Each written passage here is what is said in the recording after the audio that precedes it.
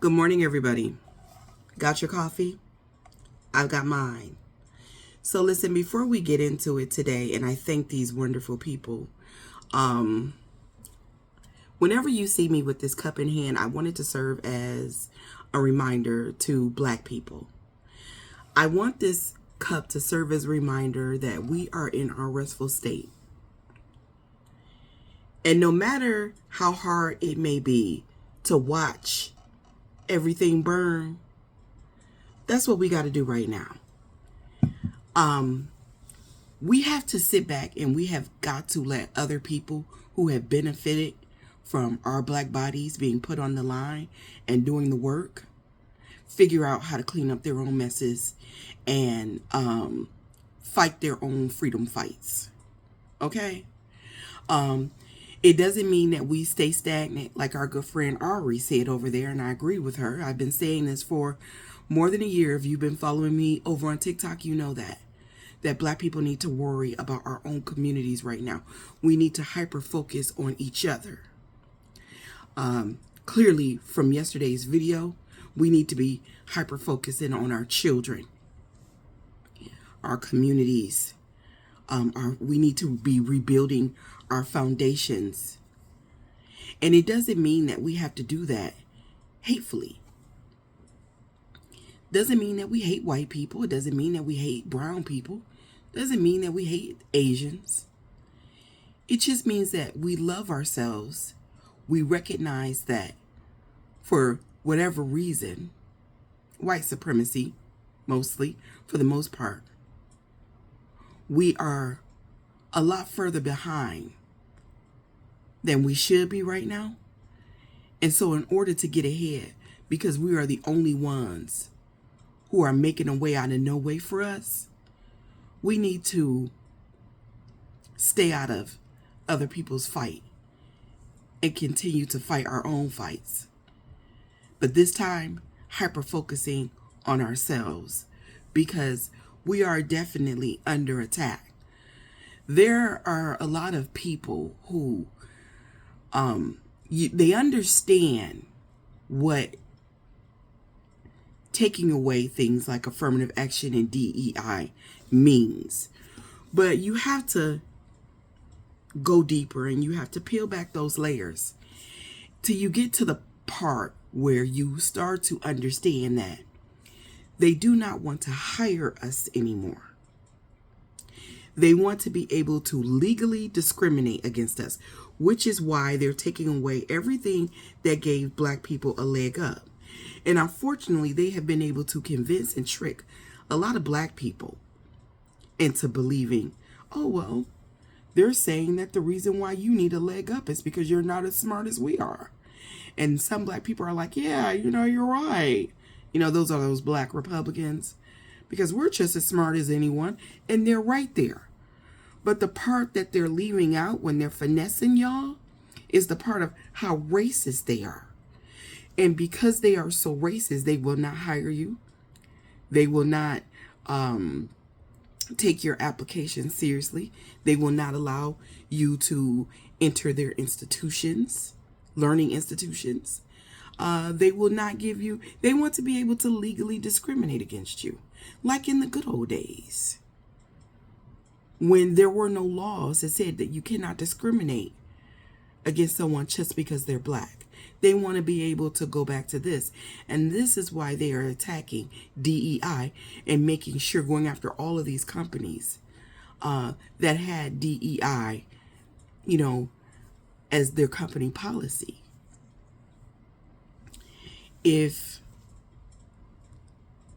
they don't have to hire us anymore, what does that mean for us being able to establish Black communities and generational wealth for ourselves? The game goes deep. The rabbit hole goes deep. It does. When they do one thing, you have to think about what the motivating factor is behind that.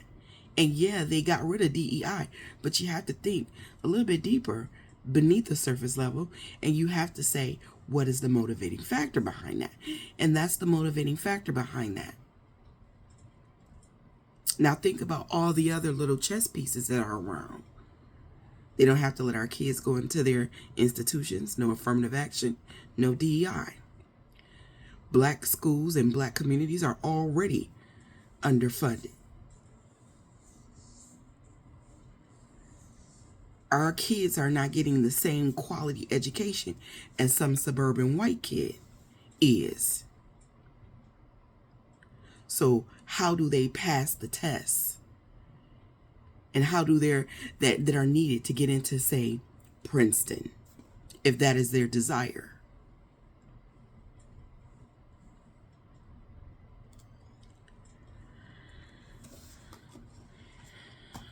We need to worry about ourselves right now. And it doesn't mean because you are worried about yourselves in your own community and you are focused on we are focused on our own communities right now that we are doing that that we have to do that hatefully. Doesn't mean that we hate white people, and it doesn't mean that we hate brown people, and it doesn't mean that we hate Asian people. It just means that we love ourselves enough to acknowledge that it is in our best interest to stick together, because barriers are starting to be put back up in our pathways to success.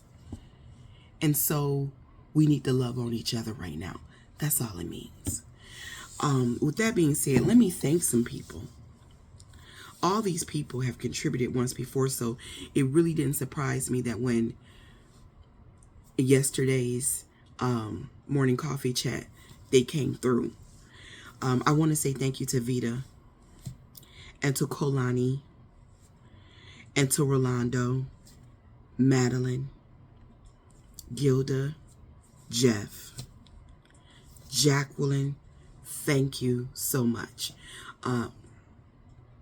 You know, we can no longer get our books from Amazon anymore. And so the books are costing a little bit more. Well, yeah, they're costing more. I myself, who is an avid reader, have noticed that. And so I thank you all so much. You know, I put out a call to action in my Black Girl reading club. I told them a little bit about this situation, hoping that they would give me some resources.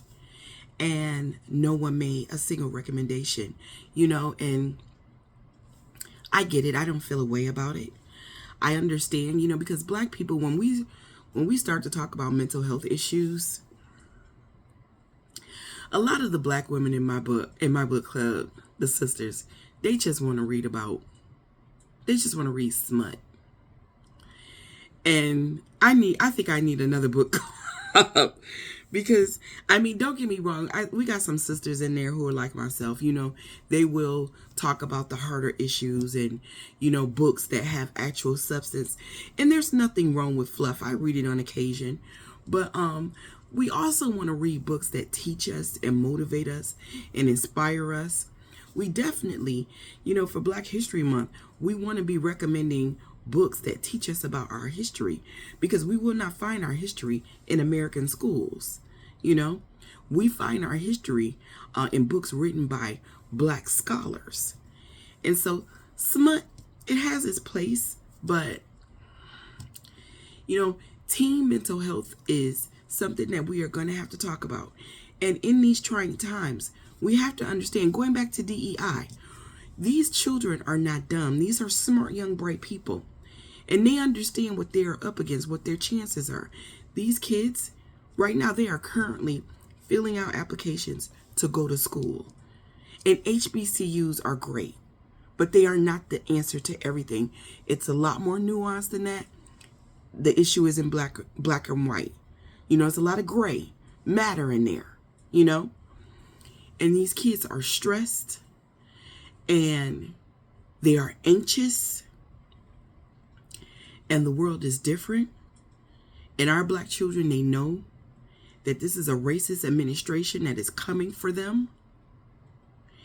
And we adults are having the conversations with one another, but we need to be having them with them. Because we're seeing young kids, younger and younger and younger in our communities, 15, 16, 17, committing murder 1, and going to prison because they have no hope. All these feelings of anxiety and being overwhelmed and hopelessness. And we as parents, we're failing our kids in this respect. We have to take their mental health seriously. We have to take our own mental health seriously. Mental health is just as important as our physical health. It's just as important, especially in these trying times. And you know what? I'm going to tell you, I was raised by a parent. She couldn't have the hard conversations. There were so many red flags that indicated that I needed help navigating a lot of things. And she ignored them all. Willfully ignored them all. Even when I asked and begged for help, she still ignored my pleas. Don't be her. Don't be her. Because had I been someone to not challenge that, I never would have gone to therapy, and I would not be sitting here before you right now. I would have been took myself out.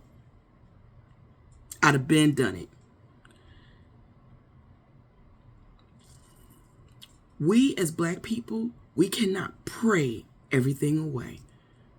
We cannot pray on it all. Prayer is good. It's a start. But the Creator also gave us a brain, and the Creator also made us actionable, and the Creator also gave us tools like therapy and medication and science to help us cope with life. And life, whether we want to admit it or not, or whether we're brave enough to say it out loud or not, can be painful as fuck. And if these kids don't know that these tools are available, and given time, it can get better, we will lose more and more of them. My Black girl group didn't come through for me, but if you all know of any books, because I can't read them all, I want to be careful what I put in there because these are children.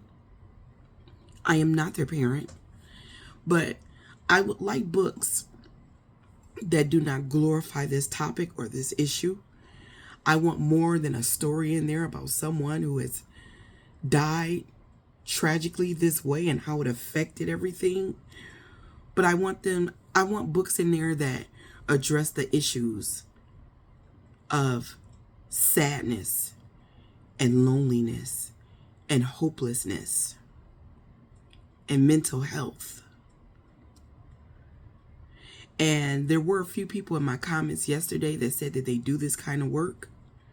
So if you could recommend some books like that along those lines, I would greatly appreciate it. And like I said, I was really surprised that my Black girl reading group didn't come through. They usually do, but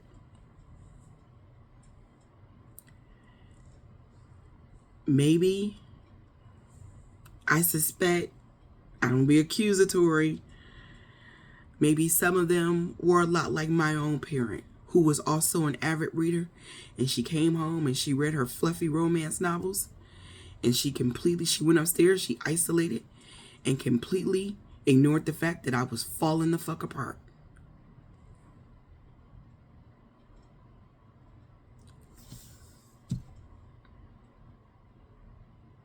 I know it's hard work.